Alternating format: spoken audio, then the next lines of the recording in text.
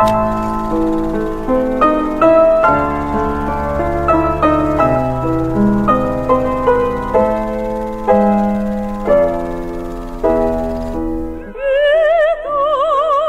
qenë kinemaja më pranë shtëpisë dhe lagjes tonë.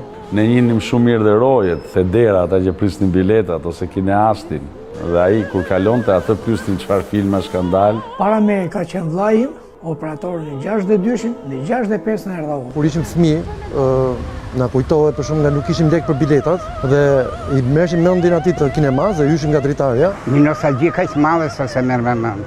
Ka pas shumë ku dinë filmat e mirë, si për shembull Aventurat e Oliksit ose Elena Trojës. Tulipane Zi, ai ka qenë fiksimi i jetës time. Në vitet 90 kinemaja. Ra fare, nuk ishte njerëz, ka qenë një zotni Gimi, ka pas një televizor të madh. 40 shumë kishte, ishte kështu 32, se mbaj më mirë. Futim aty, shihnim filme kaseta, nëse gjëra tjera pasaj se. Kaloj dhe në pornografi. Kur e shtonin gjithë çunat edhe secili nga ne e zënte dashur atë blonde që kishin përballë.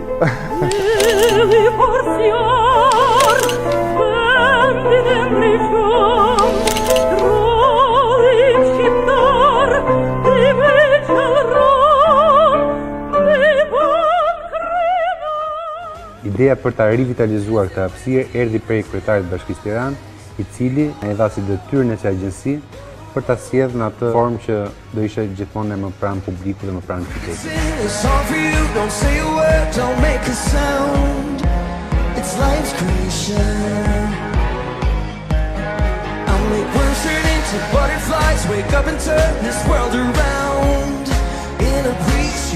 Kur diskutova bashkë me Jonid Gjorgjin ku mund të shfaqja këtë ekspozit laborator, Jonidin propozoi qendrën e re Agimi. Kinema Agimi sot vjen si qendra e artit Agimi, si një hapësirë multidimensionale. Tu do ketë shfaqje filmash, do ketë shfaqje teatri, do ketë ekspozita, do ketë gjithashtu koncerte, do jetë një hapësirë për gjithë njerëzit kreativ Tiranës. Më pëlqen që e keni quajtur qendra e artit Agimi.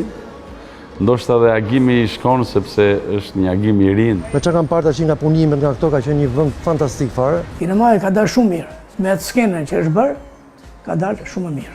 Ju dunkëshin duar për këtë punë. U manita shumë edhe të drejtën u emocionova. Mendoj që do ta keni shumë vështirë për bërë programe e kinemas. Kjo hapësirë do jetë një nga vendet më interesante të Tiranës dhe do mikpresi njerëzit më të kultë të këtij qyteti.